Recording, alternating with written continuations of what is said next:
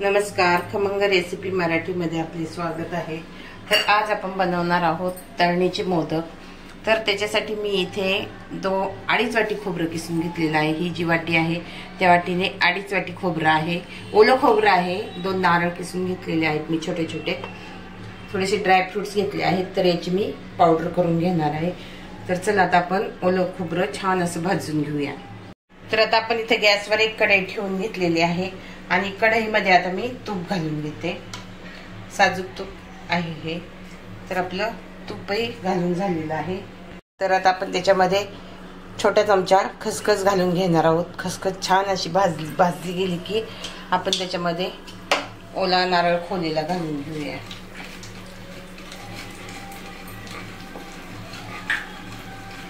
तर आता हा ओला नारळ मी याच्यामध्ये घालून घेतलेला आहे। आपण त्याच्यातलं पूर्ण पाणी निथळेपर्यंत आपल्याला परतवून घ्यायचं आहे।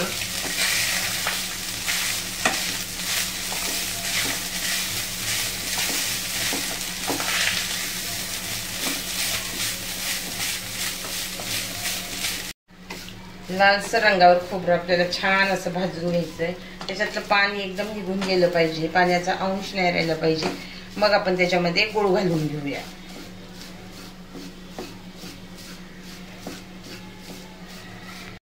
तर आता सारण आपलं छान असं कोरडं झालेलं आहे। तर आपण त्याच्यामध्ये गूळ टाकून घेऊया। आता याच्यामध्ये 1/4 वाटी गूळ आपल्याला घालून घ्यायचा आहे। थोडीशी वेलची पावडर ही आपण घालून घेऊया। अजून थोडासा गूळ आपण याच्यामध्ये घालून घेऊया, कारण मी हा गूळ एकदम बारीक कापून नाही घेतलेला, जराशी जाड तुकडे करून घेतलेला आहे। तर आता आपल्याला याच्यामध्ये 1/4 वाटी इतका गूळ घालायचा आहे। तर आता 1 वाटी घालून झालेला आहे आणि हा 1/2 वाटी गूळ आता आपण घालून घेणार आहोत।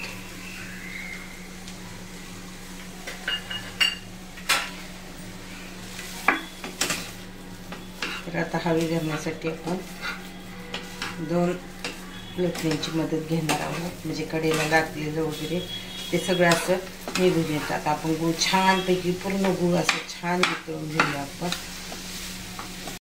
तर आता आपला गूळ विरघळायला थोडासा वेळच लागणार आहे। तर आता गूळ आपला त्याच्यामध्ये गरम झालेला आहे।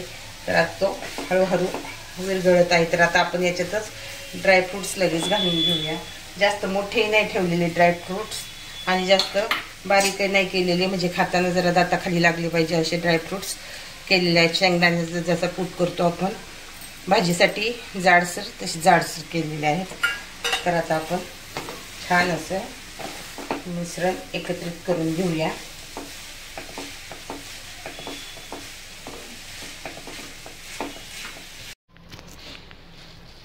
तर आता आपलं सारण छान असं तयार झालेलं आहे। पूर्ण गूळ वितळलेला आहे। तुम्ही पाहू शकता कुठेही गुळाचा कण आपल्याला दिसत नाही। तर आता आपलं सारण छान असं तयार झालेलं आहे। आता आपण गॅस बंद करू आणि हे सारण थंड होण्यासाठी ठेवून देऊया। तर आता आपण इथे मैदा घेतलेला आहे। एक वाटीने मोजून 1.5 वाटी मैदा घेतलेला आहे। अर्धी वाटी बारीक रवा घेतलेला आहे। तर रवा आता आपण याच्यामध्ये टाकून घेणार आहोत। आता आपण मीठ टाकून घेऊ याच्यामध्ये। थोडंसं मीठ टाकायचं चवीप्रमाणे। आता आपण तेल घेतलेलं आहे। एक याच्यामध्ये तेलाच्या किटलीमध्ये जी पळी असते त्या पळीने 1 पळी तेल घेतलेलं आहे। तर त्याचं आपण मोहन करून घालणार आहोत। तर आता ते छान असं कडकडीत गरम करून घेऊया आपण आणि त्याच्यामध्ये ओतून घेऊया। आपलं तेल छान असं कडकडीत गरम झालेलं आहे। तर आता आपण पिठामध्ये ओतून घेऊया। तुम्ही मैद्याऐवजी गव्हाचं पीठही वापरू शकता।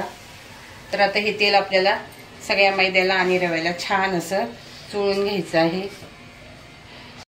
तर आपण छान असं तेल पिठाला चोळून घेतलेलं आहे। पिठाला आणि याला रव्याला पाहू शकता तुम्ही, एकदम छान असा त्याचा गोळा बनतोय। तर आपण छान असं पीठ घट्टसर भिजवून घेऊया।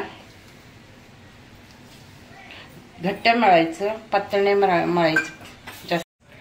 तर आपलं छान असं पीठ मळून झालेलं आहे। पातळही नाही झालेलं आणि जास्त घट्टही नाही झालेलं। तर आता आपण हे भिजू देऊया 15 मिनिटं पीठ आणि नंतर मोदक करायला घेऊया। तर आता आपलं सारणही खूप छान असं तयार झालेलं आहे। तुम्ही पाहू शकता एकदम छान असं. आणि आपलं पीठही खूप छान असं भिजलेलं आहे, तुम्ही पाहू शकता. तर आपल्याला या पिठाची एक अशी पोळी लाटून घ्यायची छोटीशी, आणि ते आपल्याला एका छोट्या वाटीने त्याच्या पुऱ्या लाटून घ्यायच्या. तर आता याची मी छान अशी पोळी लाटून घेते. एकदम पातळ नाही लाटायची आणि एकदम जाड पण नाही लाटायची. जाड लाटली तर मोदक एकदम मऊ अशी होतील, आणि पातळ लाटली तर तुमचा मोदक फुटण्याची शक्यता असते. तर आता हे जे मी मोदक करते तो आमच्या सोसायटीचा गणपती आहे, आणि एक प्रसाद म्हणून मी त्या गणपती बाप्पाला मोदक करते. तर मी पोळी लाटून घेते छानशी अशी. तर आता आपली छान अशी पोळी लाटून झालेली आहे, तुम्ही पाहू शकता. एकदम जाड झालेली नाही, मीडियम अशी. मीडियम म्हणजे जरा पातळच लाटायची, अगदी मीडियम पण नाही लाटायची. तर आता आपण वाटीने त्याच्या पुऱ्या पाडून घेणार आहोत. म्हणजे काय होतं, वाटीने पाडल्या तर एकसारख्या आकाराचे मोदक होतात, म्हणून आपण वाटीने पुऱ्या पाडून घेणार आहोत. आता हे जे पीठ आहे ते आपण परत काढून घेणार आहोत. तर आता आपल्या छान अशा पुऱ्या झालेल्या आहेत. तर आता आपण एक एक पुरी करून त्याच्यामध्ये सारण भरून घेऊया.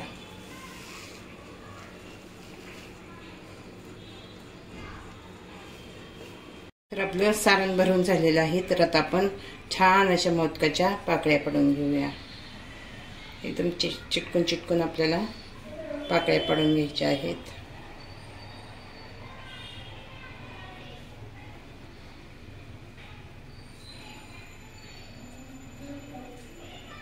अशा प्रकारे आता मी सर्व पाकळ्या पाडून घेते. आपण जवळ आणतो.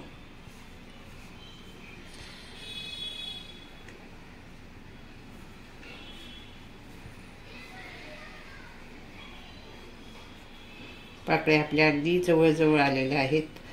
तर एकदम त्याचा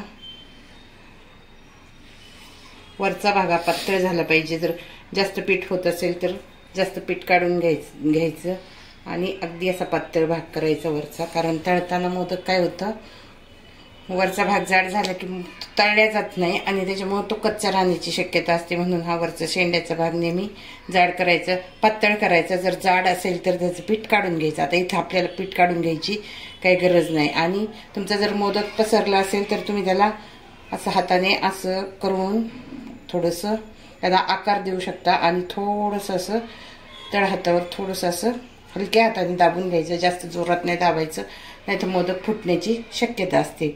तर अशा प्रकारे मी आता सर्व मोदक करून घेते. तर आता तुम्ही पाहू शकता आपली मोदक किती छान अशी तयार झालेले आहेत. तर सर्व मोदक झाल्यानंतर मी तुम्हाला दाखवते. तर आता अशा प्रकारे आपले बाप्पासाठी 21 मोदक तयार झालेले आहेत.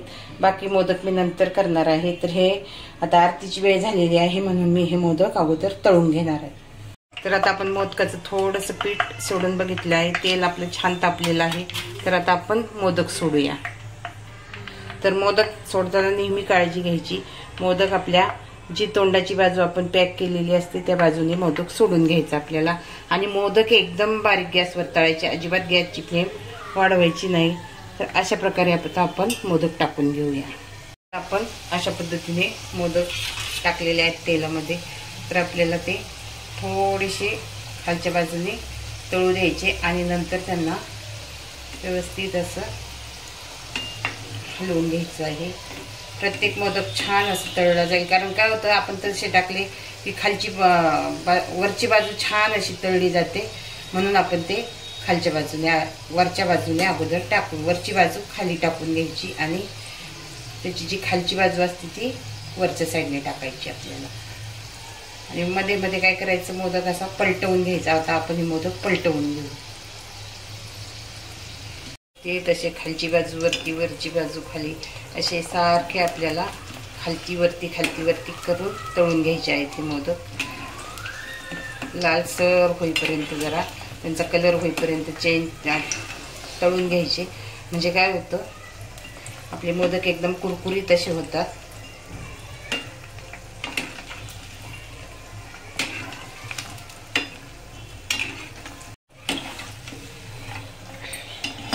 मी थोडंसं तेल कमी केलं, कारण जास्त तेल झालं होतं, त्याच्यामुळे ती मोदक तरंगायला लागले होते आपले तेलावर. तर मी काढून घेतलं.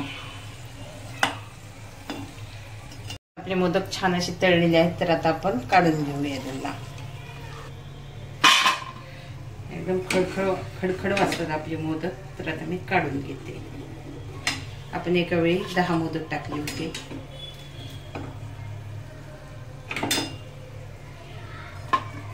अशा प्रकारे मी दुसरे मोदक टाकून घेते. तर आता आपले मोदक झालेले आहेत. आता 21 मोदक आपण बनवलेले आहेत. छान असे आपले मोदक झालेले आहेत.